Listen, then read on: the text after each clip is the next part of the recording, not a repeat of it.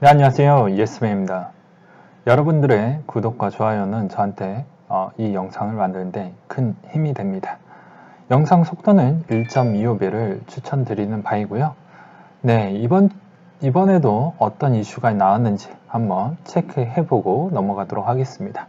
네오의 소식을 먼저 설명을 드리도록 하겠는데요. 네오를 보게 되면은 일단은 12월 달에 대한 이슈가 하나가 있습니다. 보게 되면 싱가포르에서 핀테크 페스티벌을 참여를 해서 여러 가지 이야기를 해본다라고 하니 이때 어떠한 소식과 어떠한 이슈가 나올 것인지 네오한테 얼만큼 좋은 소식이 많이 알려줄 것인지 좀 기대를 해볼 필요성이 있을 것 같고요. 11월 넷째 주에 나왔던 소식은 뭐 버전업 부분과 행사 주최 부분하고 뭐 기타 뭐 큰 내용은 뭐 나온 게 없습니다. 그래서 그렇게만 좀 알고 계셨으면 좋겠고요. 그리고 코인원에서 나왔던 소식 중에 하나 보고 넘어가도록 하겠습니다. 12월 둘째 주 부분에 있어서 코인원이 직접, 제 생각이 아니고 코인원이 직접 차트 분석을 했었을 때에 대한 내용을 한번 달아봤던 내용이 있는데요. 그거 같이 한번 보도록 하겠습니다. 자금의 흐름 부분이라고 해서 보시게 되면 시가총액 자체가 점차 커졌다라는 것을 볼 수가 있게 되고 거래량 추이도 원만하게 유지를 해주고 있는 모습을 볼 수가 있게 되겠습니다. 기술적 분석을 보게 되면은 그만큼 어느 정도 올라왔으니 이제 쉬어가지 않겠냐라는 이야기를 코인원 측에서 좀 해주고 싶나 봅니다. 그래서 탐욕 지수가 높고 그리고 현 시점에서 본다라고 해도 대부분 부정적인 이야기가 한 커뮤니티에서 좀 많이 나오고 있는 실정이다. 그래서 따라서 구조적 형태를 본다라고 하면 추세 반전의 더블탑 패턴이 나올 확률이 꽤 높다. 그래서 전고 2만 달러를 가볍게 돌파한다면 패턴이 무효화가 될 것 같은데 그러지 못하고 시간이 조금 더 지체되었을 경우에는 충분히 내려갈 수 있는 가능성이 있지 않겠냐. 그래서 아무래도 여기까지는 또 열어둬야 되지 않겠냐. 뭐 그런 이야기가 나오고 있는데요. 일단은 코인원에 대한 입장이라는 걸 다시 한번 말씀을 드리는 부분이고요. 그 다음으로 XRP 부분에 대해서 기술적 분석을 또 내놓기도 했습니다. 보게 되면 리플에 있는 현 가격대는 600원의 언저리에 있는데 아마 에어드랍에 있는 시점이 이제 점차 가까워지고 있죠. 그래서 투자 메리트가 현 시점에서 그럼 있을 것이냐, 이미 다 알고 있었기 때문에 이미 반영될 거는 거의 다 반영되었을 걸로 코인원 입장은 그렇게 이야기를 하고 있고요. 그래서 못해도 역발상으로 에어드랍 시점이 지나고 난 이후에 들어가는 전략이 훨씬 더 낫다라고 이야기를 했습니다. 다시 한번 말씀을 드리지만 리플의 에어드랍에 대한 전략적인 측면은 내가 손실 규모가 컸었을 경우에는 그냥 에어드랍을 받는 게 좋다라고 이야기를 했고 나는 신규 진입을 하려고 하는 자들에게는 오히려 12월 12일 이후에 들어가는 전략이 더 낫다라고도 설명을 드리기도 했습니다. 그 다음으로 에어드랍을 받았던 것은 해당 거래소에서 얼마만큼 빠르게 상장을 시키냐, 서비스를 해줄 것이냐에 따라서 달라질 수가 있게 되겠는데요. 그건 아무래도 FATF에 대한 측면의 기일점이 가까워지고 있어서 옛날에 한국 거래소가 지지부진하게 좀 늦게 상장을 해줬지만 지금은 이제 그 기일이 너무 타이트하게 잡혀져 있다 보니까 그렇게 시간 끌기 형태로 상장을 못할 느리게 상장을 한다라는 것은 어떻게 보면 본인들한테도 나쁘고 어떻게 보면 고객사들이 다른 거래소로 넘어갈 수가 있는 측면이 있다 보니까 그런 짓은 오히려 덜해질 것으로 보여집니다. 그렇기 때문에 그 시점에 맞춰가지고 알아서 매도를 정확하게 잘 하셨으면 좋겠다라는 시점을 보고요. 첫 상장 이후부터는 거의 저번에도 말씀드렸다시피 가격 차이는 약간 제가 녹화하는 시점하고 좀 차이가 있으니 그 점은 양해 부탁드리겠고요. 보게 되면 이 비트코인 캐시의 ABC 부분을 보긴 된다고 해도 여 순간 대비부터 요때 가니까 제가 이제 더 간다 이렇게 생각하지 말라고 이야기를 많이 했죠. 통상적으로 상장하고 난 뒤부터는 계속 물량이 나올 때까지는 안 간다라고 이야기를 했습니다. 그래서 초반에 막 분위기가 감성과 마음에 이제 희망찬 거를 막 요금까지 끌어모아가지고 온격같이 막 만들어가지고 그렇게 이제 기대하시는 분들이 있는데 이번 형태도 그렇게 생각 안 하셨으면 좋겠다라는 이야기인 것이죠. 그렇기 때문에 이번 전력도 마찬가지로 어느 정도 올라왔으면 적당히 먹고 다시 한번 기회를 줄 수 있을 만큼 기간적인 부분을 어느 정도 지난 뒤에 재접근이 맞는 것이지 계속 들고 있다가는 별로 재미없는 현상이 나올 수도 있다는 점을 꼭꼭 기억을 해 두셨으면 좋겠고요. 그 다음에 이더리움에 대해서 한번 보도록 하겠습니다. 이더리움이 이제 실제로 2.0이 진행이 되고 난 뒤에 되게 지지부진한 모습을 보여주고 있는 실정인데요.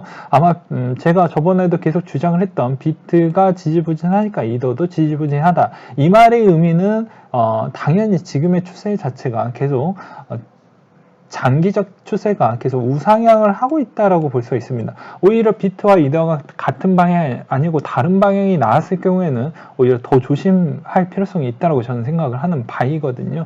그렇기 때문에 지금의 코이노 입장에서 한번 내용을 보게 되면 이더리움 재매수 부분에 있어서 고민이 좀 많이 되는데 이런 메리트가 있냐?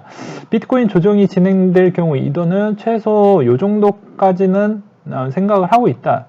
그렇기 때문에 이 가격대가 나오면 아주 강력하게 지지할 것으로 보여지기 때문에 우리는 이 시점의 부분에 있어서 이렇게 자료를 제공을 하는 바이다. 그래서 이거는 참고만 좀 하셨으면 좋겠습니다. 제가 봐도 이더에 대해서는 지금 가격대 측면으로 보았을 때는 이게 좀 무겁냐, 무겁지 않냐, 뭐 이런 거에 대한 큰 의미는 없고요. 오히려 어느 정도에 대한 눌림이 나온다라고 해도 뭐 48만원대까지 뭐 보시는 분들도 간혹 있긴 하지만 그건 좀 힘들 것 같고 오히려 제가 보기에는 못해도 아무리 조정이 나온다고 해도 58만원 선이 최하라고 보고 있습니다. 아무리 진짜 최악의 조정이 나온다고 해도 그래서 그 점을 좀 보셨으면 좋겠고 그렇다고 해서 지금 시간 대비 제가 녹화를 뜨고 있는 이 시간 대비 기준으로는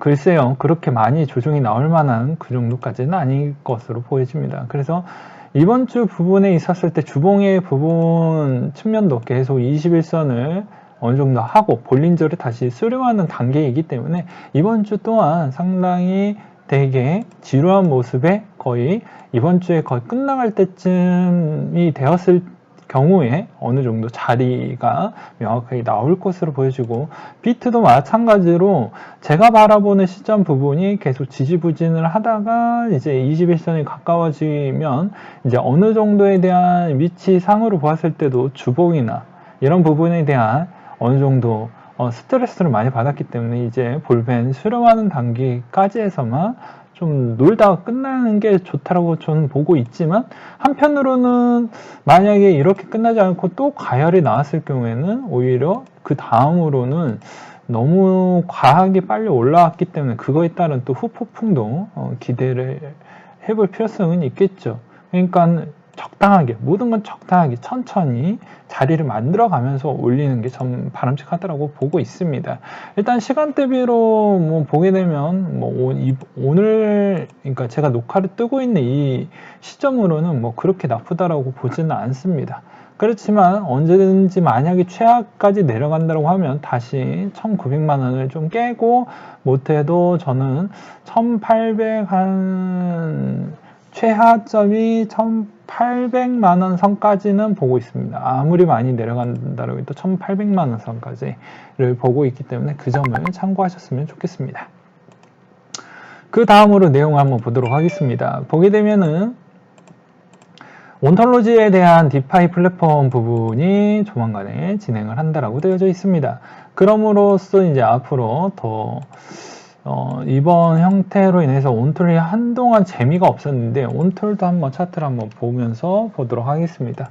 온톨 자체가 네오와 같이 갑니다. 그러니까 중국계 코인 중에서 온톨, 네오, 퀀텀 그리고 트론 이런 형태가 거의 한묶음이라고 보시면 되겠는데요. 온톨을 들고 있는 사람한테는 저는 상당히 매력적인 가격대라고 보고 있고 주봉으로 본다고 해도 약간의 애매한 부분은 있긴 하지만 그래도 이 가격대 600원 밑에 있는 가격대는 상당히 매력적이다라고 저는 생각을 하고 있기 때문에 이 점을 참고하셨으면 좋겠습니다.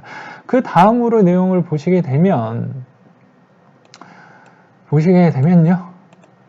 이제 24시간 모니터를 했었을 때 해시레이트 수입에 대한 내용이 나온 게 있습니다. 현재야 이 정도 규모가 나오고 있고 채굴의 난이도는 한 이 정도가 된다라고 되어져 있는데요. 또한 비트코인 캐시도 대략 해시율이 좀 하락하는 반면 다시 어느 정도는 조금은 회복을 해줄 것이다 라고 되어져 있습니다. 물론 제가 저번에도 실시간 방송 때도 설명드리기도 했습니다. 비트코인 캐시 자체는 이번 ABC 부분에 있어서 어느 정도 해시에 대한 분배가 있었기 때문에 다시 그 해시율이 회복하기에는 일정 시간이 좀 필요하다라고도 설명드리기도 했습니다. 그렇지만 그 해시 자체가 계속 유지를 못할 정도냐? 그건 아니다라고 이야기를 하기도 했죠. 그 다음으로 나왔던 소식을 한번 보도록 하겠습니다. 보게 되면 엔트마이너에서 S19 시리즈가 되게 많이 구매가 됐다라고 하는데 이게 또 북미 쪽에서 많이 이루어졌다라는 측면을 볼 수가 있게 되겠습니다. 그렇기 때문에 이게 뭐 캐시에 될지 또는 뭐 SV로 갈지 또는 ABC로 갈지 또는 비트코인 쪽으로 갈지 그거는 선택적 상황이라고 볼 수가 있게 되겠죠. 지금의 해시율을 보면서 채굴 회사들은 그게 가장 우선시해서 진행을 하니까요. 그 다음으로 디파이 리포트가 나왔던 내용이 있는데요. 디파이 리포트 부분을 보게 되면 대략 2조 원대에 대한 규모가 계속 디파이가 유지가 되어가고 있다는 걸 알 수가 있습니다. 뭐 덱스 시장 부분에 대한 유동성 공급을 해줬던 측면 그리고 지금 현 시장에 있는 디파이 부분 디파이가 지금 이만큼 유지가 잘 되어가고 있다는 의미는 이렇게도 볼 수가 있습니다. 말 그대로 이더의 가격이 현 상태에서 계속 유지를 해주고 있다는 건 디파이 이제 시장 끝난 거 아니냐라고 반론을 해줄 수 있는 근거치라고도 볼 수가 있는 것이죠. 그렇기 때문에 어떻게 보면 지금의 디파이가 약간은 숨을 고르고 있는 형태이다. 너무 빨리 달려왔기 때문에 숨을 고르고 있다. 뭐 이렇게 표현을 하는 게 더 바람직할 것 같습니다. 그렇게 보시는 게 맞을 것 같고요. 현존의 도미넌스에 대해서도 한번 계속 추세적인 측면을 보게 되면 이 상태에서 보았을 때는 뭐 제가 어제 설명했던 대로 거의 비슷한 형태를 저는 보일 것으로 생각을 하고 있습니다. 그렇게 도미넌스가 올라갈 만한 정도는 아니고 그렇다라고 해서 파격적으로 올라간다고 해도 급하게 내려갈 수 있는 가능성이 존재하기 때문에 여기서 약간 지지부진한 형태가 이루어질 것이고요.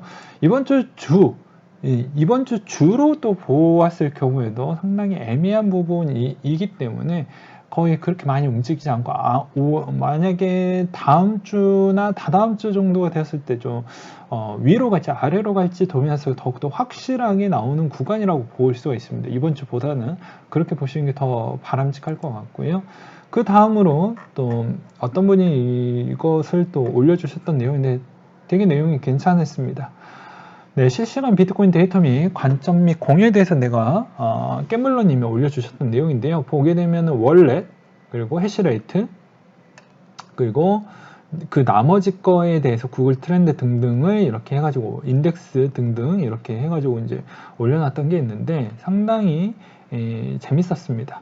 여기서 이제 팩트에 대한 설명을 보게 되면 짤막하게 보겠습니다. 신규 롱, 신규 숏 증가 그리고 신규 롱 청산, 신규 롱 변화 없다. 그리고 숏 청산, 신규 숏 변화 없고 기존 롱 청산, 숏 청산은 감소하다. 그러니까 이거에 대한 공식은 어느 정도 여러분들이 머릿속에 좀 기억을 해 두셨으면 좋겠고요. 그 다음으로 난이도는 2주간 해시레이트 평균값에 결정이 된다. 그래서 2주간 지난 2주보다 낮은 평균치를 머물게 되면 역시 하락이라고 볼 수가 있게 되겠고 난이도가 2주간 지속되게 되면 그게 결코 우리한테는 별로 좋지 않을 수 있다. 뭐 이렇게 보시면 될 것 같습니다. 그래서 비트코인에 대한 오늘의 관점을 보게 되면 금일도 여전히 상승 중에 있으며 횡보할 때 상승의 모습을 좀 많이 보여줬고 변동성이 앞으로는 커질 것으로 보여진다. 그래서 눈에 띄는 거는 골드의 상승인데 나스닥의 더 큰 상승을 보여주고 있기 때문에 앞으로 금액 추정을 했었을 때는 또 따라갔었을 경우에는 괜찮을 것 같다. 뭐 이런 이야기가 좀 눈에 들어왔고요. 그 다음으로는 포브스 비트코인 투자해야 하는 3가지 이유라고 해가지고 보게 되면 보자면 첫 번째 저금리 기조 그리고 파월에 대한 앞으로 세에 관련된 그만큼 경기 부양책 부분과 장기 금리를 어떻게 할 것인가에 대한 이야기가 아직 남아져 있기 때문에 그거에 따른 기대감을 한번 가져볼 필요성이 있겠다. 뭐 이런 측면이 있게 되겠고요. 인플레이션 우려 그리고 미 연준의 인플레이션 부분에 대한 목표치 부분이 나오게 되면 앞으로 화폐에 대한 변동성이 좀 있을 것 같다. 그리고 지정학적 불확실성에 대한 확대. 이 말의 의미는 신흥국, 그러니까 선진국은 상관이 없습니다. 신흥국 그리고 경제가 폭망한 국가들에 대한 그 리스크가 더욱더 커지면 커질수록 그리고 이번 질병 사태가 롱런하면 롱런할수록 부도가 나는 국가들이 되게 많이 생기기 때문에 그거에 따라서 해지되는 부분은 오히려 비트코인 쪽이나 이런 쪽으로 더 들어갈 수 있는 측면이 열려져 있다. 이렇게 볼 수가 있게 되는 것입니다. 그래서 오히려 그 시점에 맞춰가지고 페이팔 그리고 또 잭도시가 운영하는 그런 기업들이 그렇게 하려고 하는 이유가 그런 거라고 볼 수가 있는 것이죠. 그리고 이 시점 때 이제 잊을만 하면 딱 나오는 시점이 무엇입니까? 비트코인이 4년간 40개국 여행한 가족이다라고 해가지고 2017년도 때 가장 승부처를 던져서 엄청나게 재밌게 여행을 다니고 있다고 합니다. 그때 당시를 떠올리면은 모든 집, 차, 트럭 이 사람이 운송업을 하셨는데 그걸 다 팔고 다 정리하고 그것도 이제 가족의 동의하에 그렇게 진행을 했죠. 그래서 텐트에서 많이 줄여가면서 그렇게 했는데 그 결과값은 오히려 맞았다. 그 승부를 걸었는데 그 승부에 대한 용기에 저는 정말 이 사람한테 칭찬을 드리고 싶고요. 그리고 적절한 시점에 또 매도를 해서 지금 엄청난 재미를 보고 있다. 그래서 그 사이클이 현 시점에서 다른 분들이 2018년도에서 19 시즌 때까지만 느꼈던 분들은 지금 2020년도에 재미가 없죠. 예. 왜냐? 나는 그 시장에 참여를 안 했으니까. 근데 계속 롱런에서 존버를 해서 많이 참여를 했다라고 하시는 분들은 분명히 그것도 그냥 가만히 내버려 두지 않고 계속 관리를 했다라고 했으면 지금 결과는 달라졌을 것입니다. 그렇게 좀 표현을 드리고 싶었고요. 그래서 이 내용 한번 가져와 봤습니다. 그리고 이분이 또 그나마 저는 감사하다고 보는 게 이 비트코인 패밀리가 비트코인을 홍보를 직간접적으로 해주고 있기 때문에 저는 매우 좋다라고 생각을 하고 있습니다. 그 다음으로 또 내용을 보게 되면 G7 재무장관 암호화폐 디지털화폐 규제 정비를 지지한다 이런 이야기를 했는데요. 이때 수장들이 대거 참가를 해서 그런 이야기를 많이 했다고 합니다. 그래서 CBDC 투명성과 법준수, 거버넌스 필요한 세 가지 요소의 공동 성명을 마련했다고 되어져 있는데요. 이거는 그럴 수밖에 없는 이유 중에 하나는 무엇일 것 같습니까? 당연히 그만큼에 대해서 국가마다 재정 건전성이 나쁘는데 추가적인 재원을 확보하기 위해서는 세금을 많이 거둘 수밖에 없는 이 세금을 대한 전가를 지금 시점에서 국민들도 똑같이 피해를 받았기 때문에 그거에 따른 또 정치권에 대한 어떤 지정학적 리스크가 있는 겁니다. 본인의 정치 생명도 어느 정도 영향을 줄 수가 있기 때문에 그런 거에 대한 걱정이 있는 거죠. 그러다 보니까 이제 보이지 않는 돈을 찾기 위한 투명성 제고를 해서 이 여유를 좀 가져가려고 하는 숨은 의미도 있다라고 설명을 드리는 바이고요. 그리고 또 페이스북에 대한 그런 DM에 대해서 이야기가 계속 나오고 있는 실정입니다. 그렇기 때문에 이것도 나중에 아무래도 내년에 이게 긍정적으로 또 바뀌었다라고 하면 우리한테 매우 좋은 소식이라고 볼 수도 있어요. 예, 그 점을 꼭 기억을 해 두셨으면 좋겠고요. 그 다음으로 주요 소식을 보게 되면은 이더리움, 비트코인이 너무 많이 올라갔으니 이제 비트코인 다음에 뭐냐? 그러니까 비트코인이 디지털 금이라고 하면 그 다음에 가치 있는 알트코인은 뭐가 있을 거냐? 좀 싼 게, 좀 덜 올랐던 게 뭐가 있을 거냐? 그러니까 기관 투자자들이 오히려 이더리움을 좀 관심을 두는 이유가 그런 거라고 되어져 있고요. 그리고 스탠다드와 유니어뱅크가 채권 발행을 한다. 그리고 싱가포르에서 블록체인 확대에 97억 원을 투자한다. 좀 적은 돈입니다. 참고로. 그리고 최근에 보게 되면 20대이신 분들이 요새 투자를 많이 한다고 합니다. 거의 집을 구매할 수 있을 만한 여력이 안 되다 보니까 주식이나 나머지 상품군에 거의 올인하듯이 투자를 많이 한다고 이야기가 나오고 있는 실정이고요. 기사만 찾아봐도 금액까지도 나오고 있는 실정입니다. 30대가 실제 신용 이번에 대출을 받았던 금액이 대략 4천억 원이 넘는다고 합니다. 그렇기 때문에 지금의 비트코인 시장 쪽에서도 제일 트렌드, 네이버 랩스에서 확인할 수 있는 트렌드를 보게 되면 20대, 30대가 제일 많이 관심도가 높고 40, 50대 부분에 있었을 때는 아직 뭐 뚜렷하게 그 트렌드를 확인할 수 있는 부분은 제가 알아보기에는 좀 어려운 부분이 좀 없지 않아 있었나 라고 설명드리는 바입니다. 그리고 스티븐 워즈니악이 또 타이밍에 맞게 규제가 만들어지니까 적절한 시점에 또 본인 암호화폐를 또 만들어내는 형태를 또 볼 수가 있게 되겠고요. 그 다음으로 보게 되면은 이제 이 마이크로 스트래티지에 대한 언급이 계속 언론사에 나왔고 그 언론사 부분에 있었을 때 이거를 계속 어떻게 볼 것이냐에 대한 이야기가 계속 나오고 있는 실정입니다. 그래서 어떻게 보면은 이게 우리한테는 매우 좋은 홍보거리라고 볼 수가 있어요. 그러니까 다르게 해석을 해서 설명을 드리는 거죠. 왜 그러냐면 이분이 추가적으로 구매를 했는데 연말까지 10만 불을 갈 것이다. 근데 이 사람이 샀던 시점이 대략 2,100만 원 선이고 그 전에 샀던 평단은 그것보다 좀 낮습니다. 예. 추가 구매했던 게 2,100만 원 평단이라는 것이죠. 그러면 당연히 본인이 평단이 약간 좀 애매한 이 지금의 수익률이 대략 30% 정도가 나아져 있는 상태이다 보니까 이것보다 더 내려고 하면 본인의 입장에서 마이크로 스트래티지의 CEO 입장으로 본다고 하면 어떻게 하겠습니까? 직간접적으로 많이 홍보를 하는 거죠. 더 갈 거다. 더 갈 것이다. 왜냐하면 내가 이미 선침해를 해놨으니까. 그러니까 그런 측면으로 좀 바라볼 필요성이 있지 않을까 싶습니다.